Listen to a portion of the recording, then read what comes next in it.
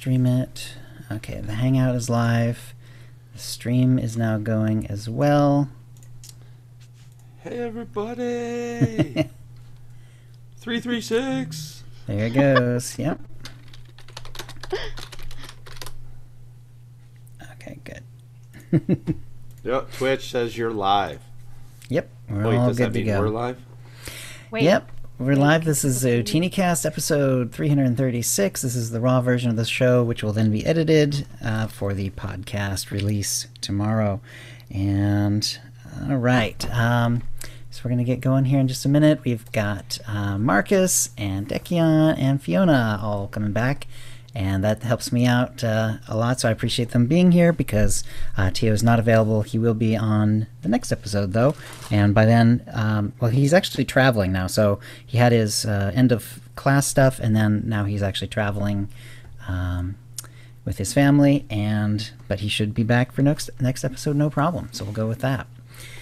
All right, so not a ton of Star Wars news, but or SWTOR news, but we'll do what there is, and and then we're just going to talk about we're going to talk about the Guild a fair bit, I think, today.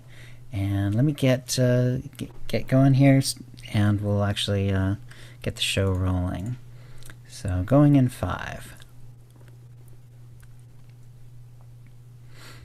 Oh, actually, before I go, let me do a little tweet out. I don't have the OotiniCast, account. That's Tio, but I'll do a little. He should give you the login.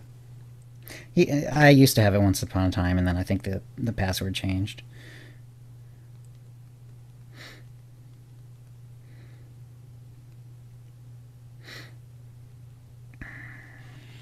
On Twitch, are you live as in Chill's Room or OotiniCast?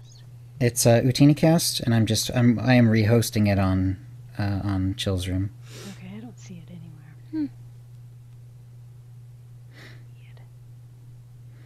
All right, I've got it tweeted out. Hopefully on Brandon L-Star, and if you can retweet that, I'd appreciate it. Since, like I say, it's not on the official OotiniCast one right this time. Doing it right now. Awesome, thanks. As soon as I see it. Oh yeah, she has her SWTOR t-shirt. Yeah, I got my Utini Rage one. Oh, nice. Today, yeah, yeah. I love that shirt too. I still wear mine from the cantina. Did you get one, or did you hoard them?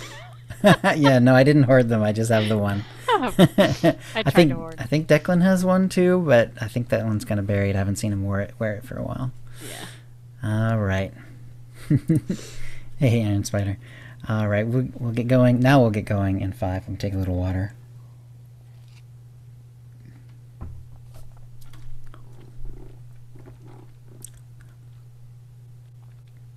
Hi, and welcome to the OotiniCast, the podcast that has maybe too many capes. This is episode 336, being recorded on Thursday, June 21st, 2018. I'm your host, Chill, and Tio is traveling. He's kind of done with his school stuff, but he is traveling with the family. He is not available today. He should be available for the next episode. And yeah, but I do have not 1, not 2, but 3 guests today. And we've got Marcus, Dekion, and Fiona. So let's start with you, Marcus. How you been? What you been up to in-game? Hey, everybody. First, I want to say congrats to Dekion. I heard maybe a couple episodes ago that you became the Guildmaster of Ootini, so I'll give you the big boomba. Thank you. Yeah, that's awesome, and I'm sorry for all of the stress that sits on your shoulders every day. So, in game, I've been doing so much group content, and I want to say it's almost too much ops. It seems like every time I sign in, I want to do, my bounty hunter class story or something, and then I just get sucked into an op. But last night we went to what is it? The pirate ship, the Ravagers. Conquest yeah. And let me tell you, we could not get past Master and Blaster. Oh. And I swear that has to be one of the hardest fights in the game. Yeah. Just because there's that laser beam that the boss shoots and people have to share it. If there's a different way to beat that, somebody please tweet me. because Yeah, good luck. yeah, exactly. Other than ops, so as I was saying, so I've been doing so much ops, I decided to say, hey, I want to start doing some fun stuff. So I'm talking with Brian from the Bad Feeling podcast, which congrats, guys. You guys just hit episode 200 today. That's a milestone. Nice. Congrats. Yes. So on Mondays, I call it Fun Feeling Mondays because they're the bad feeling. And we run 9 to 11 Eastern on the Starforge server. And we just do group content, whatever kind of depends on how many people we have. I guess the goal is to have 16 people so we can run 16-man ops. But, you know, it's just a fun night. Also, once a month I started, I'm starting, I should say, tomorrow night for the main guild I'm in, the AIE guild. I'm starting, it's called Mega Monthly. Mega stands for Monthly Epic Group Activities. I just want to do fun stuff that's not ops. So tomorrow night we're going to do a world boss hunt. We're going to try to do every world boss in the whole game and end with the Nightmare Pilgrim on Voss. So if any of this sounds fun to you, because we're on the Starforge server and you're on the East Coast, you can come play with me. And if you're on the West Coast and on Satil Shan, you guys can play with Dak and everybody else with Utini. It worked out really well, actually. Absolutely. And I'm at MarcusB814 on Twitter. Also, one last thing. Can you guys confirm, has Dr. Swotor started a team, an ops team in Utini? We're going to be talking about that. Yeah. All right. Yep. All right. Great. Do you run with him? So he is on my Death Star Troopers team on Sunday nights. Okay. And he's actually become a great friend, so... Yeah. Cool. Yeah, he's an awesome guy. Is there any particular reason you're ending with the Pilgrim on Voss? Because Torture? yes, it's because it's really hard. And I shouldn't say it's hard. If you're not listening to whoever's telling you about that fight, you have the buff, everybody's dead, and you have to start over. I think you can do it with less than 16, but you really need it because so many people die. They have to start back at that the speeder bike, and they have to run back. So that's where the 16. Yeah, so that's where the 16 people come in. Yeah. And everybody in the guild has been doing conquest like crazy, but I want to talk about that later. Awesome. All right, Dekion, what you been up to? Oh, conquest, and then take a little break for like a minute, and then more conquest. Nice. And this is your first visit back since becoming guild master, so congratulations. It is. It's been exciting and fun and stressful and all of those things that, Tio somehow made it look super easy. So props to him on that. Yeah.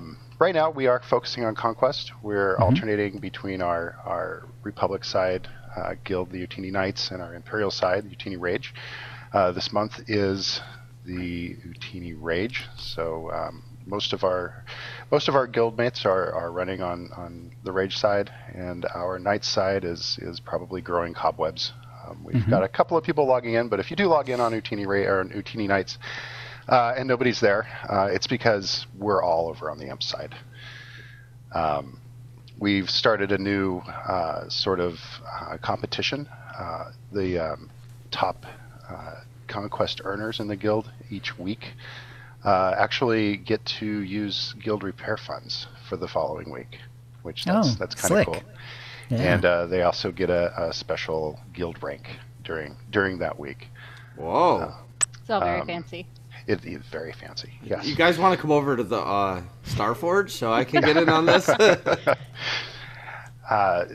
Congrats over to the Utini Rage. Last week we actually placed third in the medium yield division. Nice. So going from a guild that barely touched Conquest to a guild that typically will place in the top 10 every week since the Conquest changes.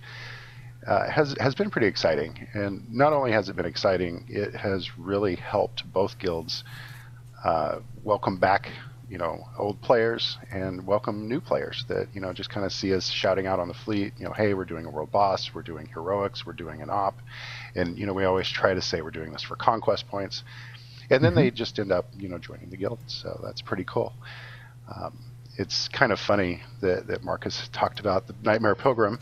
Yeah. we have a ops run or a guild run every Friday night called the Jar Jar Joyride.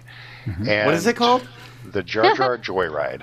Jar Because Joyride. we kind of Benny Hill our way through things. It's mostly for, it started out for people that didn't have a clue what to do in an op. That was us, by the way. Which was P and I, yep. And now it's for a way for people that don't usually do ops to jump in with people that always do ops. And it's open to the community. However, usually we fill up pretty fast. And tomorrow night we are actually doing the Nightmare Pilgrim. Yep.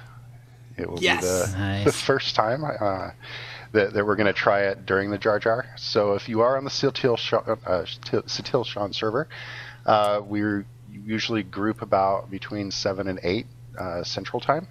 And at 8 o'clock, we're going to try to take down the Nightmare Pilgrim. Nice. What's I the like shiny it. blue thing here?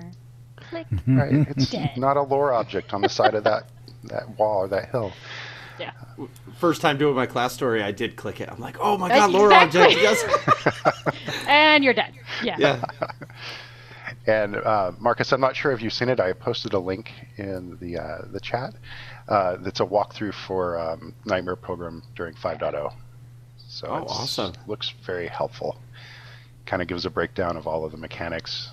Back in the day, when we first did Nightmare Pilgrim, we needed a special relic and all of that. But I guess there's been some changes recently, and so you still need 16. But I guess you don't need the magical object to keep you alive anymore. Awesome. Okay, cool. Healers. Thanks, man. I just would like to give a special shout out to one of our generals in our guild, Sinwolf, for the work that he does tracking everyone's conquest each week. That's cool. He literally he's got a spreadsheet. He goes through the guild window, copying down each person's legacy name, how many conquest points they've gotten, and that can be a pretty large task. Oh, I yeah. think we had 40 characters make conquest last week, so going Wow. through and tabulating and making sure everything is correct and getting that out there is something that he's taken on, and he's doing a super job at it. He teased me once. Excellent. Thought I got on the top 5, but I didn't. But that's okay. All right. Well, Fee, what have you been up to in game? Mostly Conquest. There you go. I play just Fridays and Saturdays and Sunday afternoons mostly. The rest Okay. of the week is I'm on my laptop in a place in my house, which currently has no internet. I don't know what's going on. I think the router's dead. But yeah, so I don't have very good internet there on a good day, so I only play here. So that's what we've been doing. I've been running on some tunes that I haven't run on very often. Like I did Conquest last week on a tank. And I didn't know what I was doing. We were running around doing the rampages where you have to kill hundreds of guys on Hoth or whatever. And I'm Right. like pulling people out of the melee. I'm like, sorry guys, I don't know what I'm doing. Yeah. But yeah, I pretty much have zero idea of how to do that. I know what the taunts are, but I don't know when to use them. All that jazz. But yeah, so that was fun. And I'm also doing my operative and my scoundrel healers because the way that they play nicely with the sage and sork healers. And in ops, sometimes it's good to have that mixture of Right. abilities. Yeah, So- especially if they're all Sork, then they're putting Yes, the which is the usually shield what we have. debuff on everyone. Yeah. So, but my stealthing is crap. So yeah, no, don't ask me to stealth. I'm learning, but not so great. But yeah, so yeah, and that's what I've been doing in game, and real life is kicking my butt right now because I'm working 3 jobs and Wow. I'm very tired. So, Yeah, but that's I'll what you bet. do when you're starting a business. Yeah, absolutely. So Well, it's been congratulations fun. on that, though. Yeah. yeah, thanks. You just became a doctor, correct? A couple years ago, yeah, end of 2016. Awesome. Yeah, but what I do isn't covered by insurance. So a lot of docs, here's some information for you all. When you graduate as a doctor, you can get into insurance companies, and then they refer people to you. But I can't do that So I get to do it all on my own, and it's Wow. tough. Yeah. 'Cause you just basically got to get out there and go, I'm a doctor and you love me, come see me. Wow, that does sound very hard. So, okay, let's see. Let's do a shout out to the chat room. Fair number of people here today. Agent Iron Spider, Anu, Born to Eat Bacon, Butter Cadillac, Commander Root, Deck are both here. Electrical Longboard and Skateboard. Evans04111 is here. Gator Skull 1289, Jockins, Liba is here. Hey Liba, or Liba Roja. Old Clem, Siska, Starry Saber, Streaming Hawk, and Xander223. Hello everyone. All right, well I started out the last couple weeks kind of gearing up on my agent, and even did a Karagas Palace run of mostly guildies, which was really awesome. That was the first operation on that character. I also managed to start and get all the way through 70 an assassin tank in the last 2 weeks. So that's pretty fast. Really actually enjoying the spec. At low levels I did not really enjoy it. I even tried like the AoE or the AoE / dot spec for a little while, but I wasn't feeling that one either, so I went back to tanking, and then somewhere around the 40s or 50s it kind of started to gel, and since then I've kind of enjoyed it, and I haven't really touched the spec since my main was a shadow tank, but that was like McKeb, and when it was like Shadow of Revan, my main switched over to a gunslinger, so I haven't really touched the shadow tank spec since then. So there's definitely some pretty important things that have changed in it, some pretty basic things, a few things that are the same, but a lot of differences in that spec, so it was nice to see how that one worked. And so I've enjoyed that, and like I say, I got her all the way to 70, and today, in fact, she dinged 70, and then I did a couple of heroic areas, and now she's actually gotten really lucky. She's like 3 of 7 on set bonuses, so she's actually gotten some set bonuses already, which is sometimes it goes a long time before you get that. And Darkside Inquisitor story was interesting. I haven't seen that in a while, and it's also the first time I've ever at the end of the Kemval story, when you have to make a decision whether you're going to help Zash or help Kemval. And because I've always helped Kemval, it always felt really weird not to. Yeah. But this time, just to see what it was like, I helped Zash. So I now have Zash residing permanently inside my Kemval Deshad monster. Oh yeah, that is what happens. I forgot. Yep. Yeah. And it's very weird. Yeah. And like when you click, it says it's Zash talking now. So. And like it's kind of weird though when I send him her, I guess it depends on how you define it. When I send him out on a crew skill mission, he doesn't say anything. Like he doesn't talk in Deshad, but he doesn't say anything as Ash either. He just goes, which is actually okay. Sometimes it gets a little. Some of the companions get a little snippy when you send them out on stuff. So that was really kind of bizarre. And then there was this one. I don't know what it was. It was like shoot.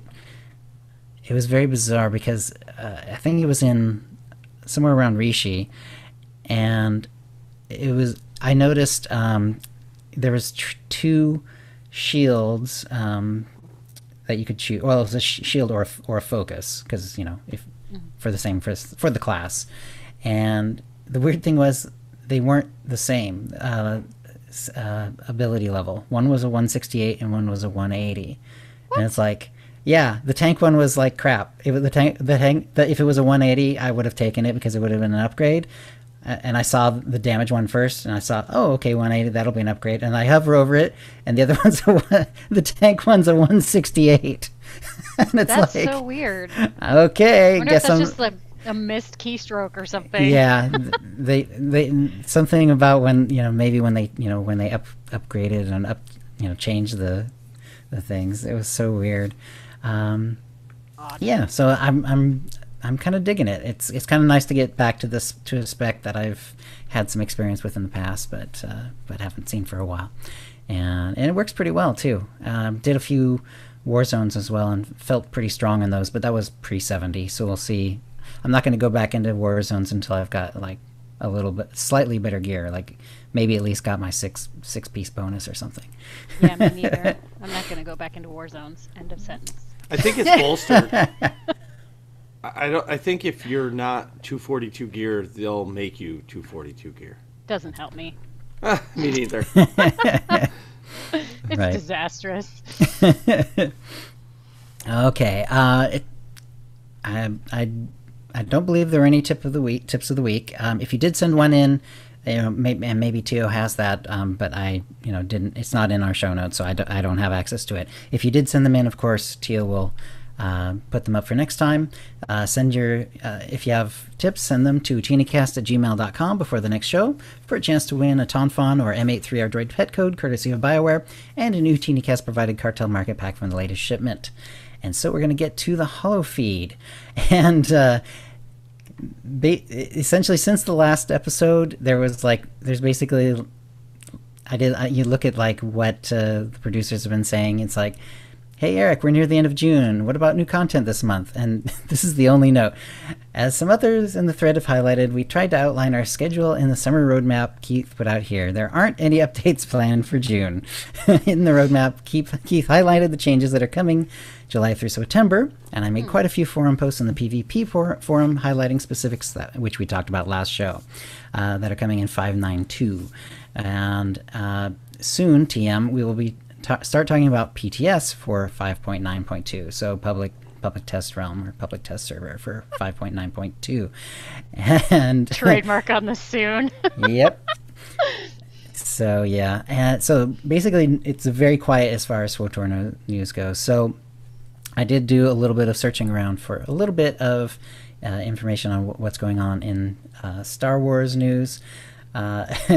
Just basically today, there was an interesting thing about some people apparently trying to already remake The Last Jedi, which I think is hilarious because it only came out last December, and some people are so ticked off about it that they actually are pushing to remake The Last Jedi. And of course, there's almost always, cranks and stuff on, on social media and stuff. This one's gotten a little bit of a bit of traction and a little bit of also response from some of the producers and so on, which is kind of interesting. They have a Twitter handle. They do. They have a whole Twitter thing. They have like a fundraising thing going on. Oh my word. The campaign has claimed it's raised $13,179,000 through pledges, but since the fundraising is happening on a website and not a regulated crowdfunding site like Indiegogo or Kickstarter, it's hard to know the true total.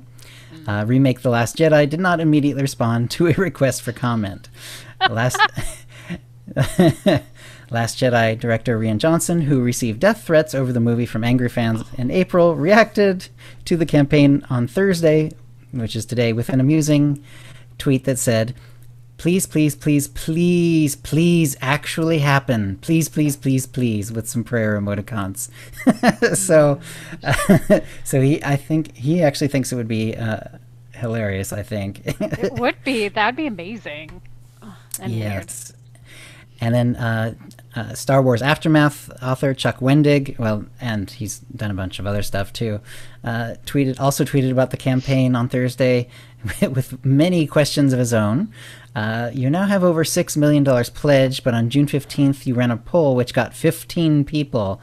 Are those 15 people giving you $400,000 each? Can you introduce me to these people? So I could use some cash. I'm a little light.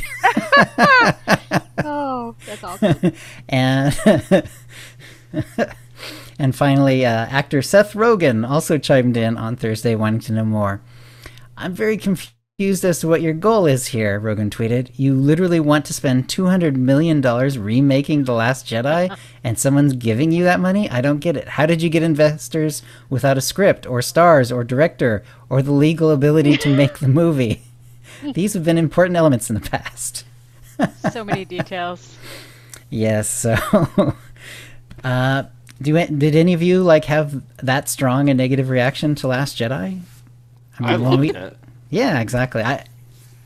For me, it took me the second viewing, and then it's I kind of got what they were doing with it. But there are apparently some people who are not thrilled with it. Yeah, I liked it. It's Star Wars. I basically, well, except for a couple. I mean, it had my favorite people in it. So I mean, there's what else is there? Mark Hamill. I mean, come on. I love that guy. Right. Sort of along the same lines in a way. There's been recently rumors of, because Solo has not, at least as of a few weeks ago, had not made back its budget. So it's been having some issues in terms of its box office. And so there were recently rumors of killing off the standalone films in the future. However, just today, Lucasfilm sources on Thursday, so today, characterized as inaccurate a report that future Star Wars movies falling outside of the regular trilogy storylines have been put on hold in the wake of the box office underperformance of Solo: A Star Wars Story. Instead, Lucasfilm told ABC News that there are still multiple Star Wars films currently in development that have not been officially announced. Those projects are moving forward, separate from an already announced Star Wars trilogy being overseen by The Last Jedi director Rian Johnson, and another series of movies from Game of Thrones producers David Benioff and D.B. Weiss. That could be interesting. Right, exactly. It's just a lot of...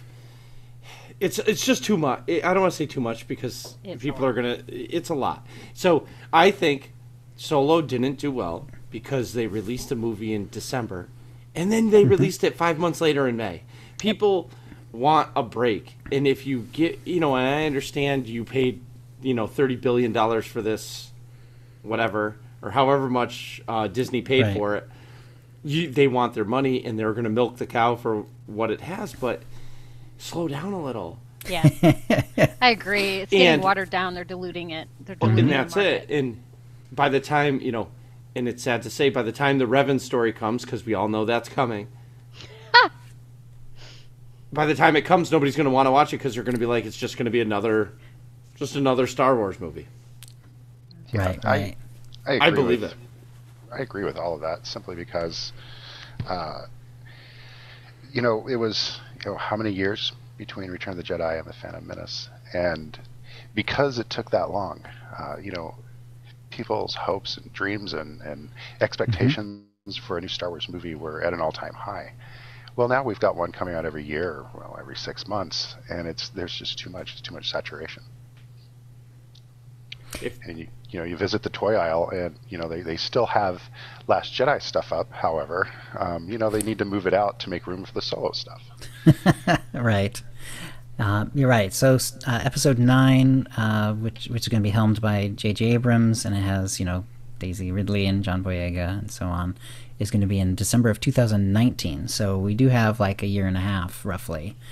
Would you say that's a better pace? Yes. Well, I think by the time that happens, everybody's going to forget about how bad how much negative press there was for Solo, because we were all involved in it. Everybody talked about it, and then there's been over a year of nothing. Right. Yep. And we're going to be excited for it again. Yeah, and they need to build anticipation. You can't just be like boom, boom, boom, boom, boom, because people are like, whatever, bored now. We're so used to instant gratification anyway. Mm-hmm. And it, our attention spans are about 3 seconds at this point. So if you throw it out there, give us a little time to forget about how angry we were about whatever it was we were angry about, then it's much better. And I loved Solo, so whatever. But I love Han. Yeah. Well, I think a lot of it also has to do with we don't really need a backstory for some characters. Let the smuggler mystery be there. Let Han just be a guy that Obi-Wan met in a cantina. Who had a reputation for a fast ship. that was part of his character. We didn't really need to see how he got the ship, or his love interests, or him growing up on Corellia. And the same goes with the rumored Obi-Wan or the rumored Boba Fett movie. And I think that was one thing that made Rogue One so popular and such a great movie, is that it really didn't center on a character. It was more of a prequel movie than it was, oh, we're going to make a movie about the Death Star. While it gave us a little bit more of a backstory about the Death Star, it wasn't a character. Do you guys think that that Star Wars is somehow different from the Marvel Cinematic Universe? Like, for some reason, do you think like Marvel movies can come out at a faster pace? Because they're certainly cranking those out. Yes. I think so, simply because the Marvel movies seem to be in order. I can go see, one Marvel movie, and then, at the end of the credits, there's always going to be a little clip about what's the next movie, but they all seem to be in a chronological order, which makes them more of a sequel than it does, these hopping around. We've got Last Jedi, and then we're going to jump, back 30 years to Han Solo. So it makes it a smoother ride, I guess. I hadn't thought about that. Do you think so? You think if like Star Wars said, okay, after a couple more movies, then we just started, going out to the future, and from then on it was like in chronological order. Do you think they would then be they would have sort of a license to bring them out at a faster rate? I think if people like the flow of a story, you don't read a book by picking random chapters. You read a book from start to finish. That's true. I agree, but like the Rogue One, everybody wanted to know where the Death Star plans came from. I just finished the Obi-Wan book on Audible, and I didn't like it because I didn't really, I liked Obi-Wan, the mystery of this old guy was hiding in a desert, and now I have the story of, or maybe the uncanon version, of how he became friends with Tusken Raiders, and, he didn't really swipe his lightsaber, but he did a couple times, and, it kind of ruined it for me. So Obi-Wan isn't really old Ben Kenobi. He's just, I don't know. I wasn't connected to that book. But Rogue One, I was connected to every one of those characters. Oh, my gosh. Yes, absolutely. And Disney and the fan base, or the fanboys and girls, we all wanted that movie. Yeah. We wanted, everybody wanted the Han story. Everybody wants a Boba Fett story. Those are where the original trilogy connects us to the new trilogy. But it's just too much. And I'm not saying once every 10 years, because that's what everybody says. Oh, should they do it once every 10 years? No, why don't? No. Once every 18 months would be perfect. Right. So one thing I'm hearing is, with Solo, Deck was saying that you'd almost rather just him be the guy in the cantina, and then Marcus, you're saying with Obi-Wan, it kind of took the magic away from that mysterious period of time for you. Maybe part of the deal is with Rogue One is the fact that all the important players in that movie are literally just from that movie. Yeah.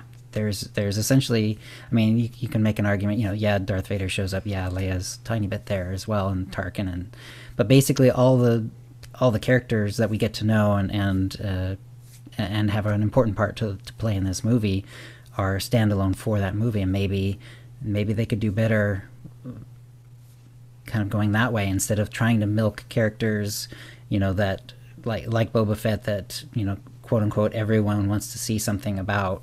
Instead, maybe find an interesting portion of the Star Wars, Star Wars universe that has some story to tell, and just tell it with new characters. I agree. Well, all of us, it's like Dex said, you read a book from beginning to end, you don't skip. So I find myself, when the Aftermath series, you mentioned that Chuck Wendig, I listened to the first book, and I was like, okay, I'm kind of lost, didn't really, get it, but I'm going to finish this trilogy. by the time I was halfway through the second book, I was in it. I felt like I didn't want to stop listening. Right. You know, my wife's elbowing me in bed because I had it on the Bluetooth speaker, telling me to shut it off because she's trying to sleep. You know, I was immersed in it. So, would you guys rather see a trilogy to tell a complete story or a standalone story? You know, I think it would depend. Let's take Lord of the Rings. Okay, 3 amazing, excellent movies. Peter Jackson did such a great job with that. Now let's fast forward 10 years and look at The Hobbit. Mm-hmm. Did it really need to be 3 movies? No. Probably not. Right. So I think it really just depends on the story. And, you know, are they putting things in to make it 3 movies, or does the content really need to be there to progress the stories and build the characters? Yeah, that would make sense to me too, and that is a really good example too, because I mean, same director and everything, and the difference between those those 2 trilogies is pretty stark for anyone who likes Tolkien. Like if you told me, like at the end of the Lord of the Rings, movies, like, oh, in a few years they're going to be doing The Hobbit. They're going to split up into 3 movies, and you're only going to watch one in the theater, and the other 2 you'll just catch some other time because you won't be interested in it. I would have said, you're freaking insane. Seriously. Oh, and Peter Jackson's doing it too. Yeah, I'd say you're insane, but that's exactly how it ran out. It was like the first movie was okay, and then I'd never bothered to see the second one until, Netflix or whatever. And the third one, not only was it Netflix, but it was like a year and a half later. I finally did watch it, and it was massively disappointing. So interesting. So it'll be interesting to see what they do, because I think you're right. They are definitely trying to get their money's worth. I mean, they are a publicly traded, on the stock exchange company that is beholden to their stockholders to make as much money as possible, and they put good money out to buy this galaxy. So I'll call it now. Episode 9 is going to break records just because of the distance between the movies, and people are going to want to see how they end the trilogy. Yes. Yeah, probably true. And the Ryan Johnson haters are going to be super excited that JJ is back. Well, JJ was, JJ's JJ. JJ should have never been taken off of it. No, he shouldn't he have. should I have agree done all with 3. you. That exactly. Maybe, yeah. Although, I mean, when I was really nervous when going into Force Awakens, so because J.J. Abrams is the reason I don't watch Star Trek anymore, because I really hate what he did to the Star Trek franchise. So I was a big Star Trek fan, watched all of Next Generation, all of Voyager, a bunch of the other stuff, and then this movie, as far as I'm concerned, just kind of wrecked it for me. It's just I don't watch Star Trek anymore. All of them? Yeah. Not the first of the new series of movies you didn't like? Yes. Okay. Yeah. But you did like Force Awakens. I liked it, but fortunately I did like The Force Awakens. It didn't involve going back and unblowing up a planet or something like that. Although, after the outcry about Last Jedi, maybe something like that needs to be done. Yeah, I actually now it took me a second viewing because it was interesting that there were a lot of things going on in that movie, but I do appreciate it a lot better having watched it a second time, and it'll be interesting to see what happens now with the third movie. So yeah, I'm looking forward to that. I'm actually looking forward to Rian Johnson's other trilogy, like where and when is it set? Because Revan. Yeah, everyone wants that, but we. Yeah. It's gonna happen. Everyone though. It is. If it weren't for Star Wars: The Old Republic, the game, I wouldn't know who Revan is. But I mean, maybe that makes me a bad Star Wars fan. But well, you keep saying Revan, and I'm like, I didn't even know who that was, and half the time I'm still forgetting who he is. So, because I haven't read the books either. oh my You I have know. to. I know. Well, no, the only thing I'll say is about the books is just listen or read the Deceived book. It has Yes, Malgus I on the have cover. started that Yes. one, and it. Yeah. That's the only Deceived one. is amazing. Yeah. Amazing. Okay. I will do that. I promise. Definitely Pinky Deceived. promise. My second favorite is Revan. My third favorite is Annihilation, and the fourth one I can't even remember the name because it's Forged really, Alliance. Forged Alliance. There we go. It's really poor. It's really bad. It has such Sutil Shan in it, but other than that, and even then, it's like there's no reason to read that. They ruined Sutil Shan. That's true. She's my favorite. She's the reason I started playing SWTOR. That character in the trailer. I was Yeah. like, I have to play that game because I want to be as badass as her. Am I allowed to say that? No, it's fine. All right, so let's do a little talk here about the progression raid group that you guys, including and Dr. SWTOR, are putting together.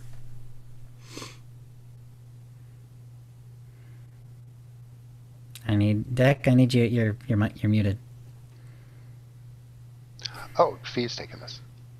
Oh, okay. Okay, yeah. So, right now, well, what happened was, I think Dekian and I started hearing about Dr. SWTOR doing raids, and basically we wanted to kill Nahut. Well, we killed Right. him. We wanted to kill We want to Nahut kill Isaacs. and Isaacs. And we were like, Yes. come help us. Kill Isaacs. We've seen him and we haven't even like flicked him in the nose. And so we were like, hey, come over here and show us how to do Isaacs. And then we were like, hey, why didn't we do a progression raid group? Because we tried and summer came and everyone was like, nope. And so that didn't work out so great, Yep. which, happens. But so right now we have Deck, Dr. SWTOR, Mrs. Dr. SWTOR, she plays too, Theodosia. Nice. and Cass, who is a DPS in Utini. And they are going to be running on the Sutil Shan. We are on the Sutil Shan server. Imp Wednesday side? evenings. On the Imp side, yes. On the Imp side. Okay. Imperial side. So Wednesdays at 7 p.m. Pacific? Correct. Pacific. Okay. And Mondays are going to be the secondary day if we need to. If we have a lockout and we have to finish. I should say, keep saying we because. Yeah, you should keep saying we. You're just in denial. I'm in denial. So, if you would like to join us for this, we are looking for 2 tanks, 1 healer, 1 DPS, committed to running a few hours on Wednesday night. So you can't just be like, oh, maybe I'll come once in a while. No. This is actual progression we want to do. Dr. SWTOR ran with us in the Jar Jar last Friday, and he said we're looking for people who are good at failing. So try again, basically, Right. over and over. We did TFB, and it was a breeze because we had done it so many times. It's just like la la la, and we're chatting and not paying attention to anything. But that's not what we want to do with this one. We want to be like, that was hard, and it wasn't fun, and what do we have to do it better? So Right. it's progression. That's what it is. But we're gonna have fun too. This isn't like about being the big nasty meanies. Right. How long do you plan on running in a session? I'm not sure. 2 to 3 hours. 2 hours? I guess hours, 2 or 3 hours, depending on the raid. We've got to do it to where we cover all the time zones, right? So we can't do it too early because then people are all at work during kind of raid time for Central and Eastern. If you do it when Pacific and Mountain, get home from work, feed the kids, sit down for the computer, well, then you're creeping into sort of the East Coast bedtime. Right. So starting that group at 9 p.m. Central or 10 p.m. Eastern, 7 p.m. Pacific, we're kind of planning on, all right, let's try to keep these at about a 2-hour session. That's not to say that if we finally figured out the mechanics and 11:55 has come up, we're not gonna just stop. We're gonna keep going until we figure it out. But yeah, we're thinking a couple hours. Nice. Per session. Looks like you're already getting Tank Mike Golf in chat saying that he might be available. Nice. Join them. Join Cool. them now. Thank you. My Death Star, if I can help at all, my Death Star Troopers team, we do 2.5 hours. Because I find 3 hours is like your eyes are like falling down and you're falling asleep. Where 2 hours isn't enough time. I mean, doing Gods from the Machine, when just to start at Tithe to get to Isaac's. Yeah. If you don't have them down on farm, it takes 2 hours just to get to Isaac's. Right. And Isaac's is For sure. he's a jerk. He's a jerk. So cool looking though. Oh my gosh, he's so cool looking. Yeah. Sophie, if someone wants to play, how do they get a hold of you? You can contact any of us. Let's see, if Discord, if you're in our server, the Utini server, Dekion, Gamer Girl Next Door, I think I might be Fiona. This is on Twitter. Twitter, Gamer Girl Next Door, Dekion on the real Dekion, and Twitter. Dr. Sortor. Right. Dr. And then Sortor. in game, what you could do is /cjoin Utini to join the Utini channel. That's where people go to ask to join the guild. But I'm sure you could also use that to say, hey, I'm interested in the op group, and is anyone on who can tell me about that? Definitely, right. definitely. Somebody will see it and they'll contact us via Discord or something. Yeah. Awesome. All Yes. right. And that's also a good way to join us on Fridays. If you're not in the guild but you're on the Sitil Shan. We try to shout out on that Utini channel, so if you're in it, you'll hear us or you'll see that, hey, we're looking for 2 tanks or whatever we're looking for. So /cjoin space Utini, and we will quiz you on very important things, so be ready. I can't come tomorrow, but maybe next Friday. I'll have Dr. Sotor tell me for your Jar Jar, because I just want to say, pass me the Booma from Jar Jar. Nice. We tried not. We could Maybe do I'll that. create we could a have character. All Jar Jar speaking event. No, don't. Pass me the Booma. Whole op has to be in Gungan. That'd be amazing. Well, instead of doing it as a separate Starlight Digest feed, why don't we just roll right into your announcement for the duck hunt and so on? Oh, yeah. So, we're doing another duck hunt. Ducky, Anu Ri in the chat. Hi, Ducky. Hey, Anu. Is doing he's going to be hiding one of his characters, Carmen, on Planet Rishi. On Rishi. Oh, cool. Yes, we're going to be on Rishi. Yes. So basically, get in that /cjoin Utini, or if you're on Guild, he gives some tips, I guess, as to where he is, but he's not going to do that for the first 15 minutes. You just have to run around the planet looking for him. It's really kind of fun. Then he'll start giving you clues. So basically, everyone has to find her, and then we go. It's actually a lot more fun than it sounds. I think it's super fun. You're like, where is he?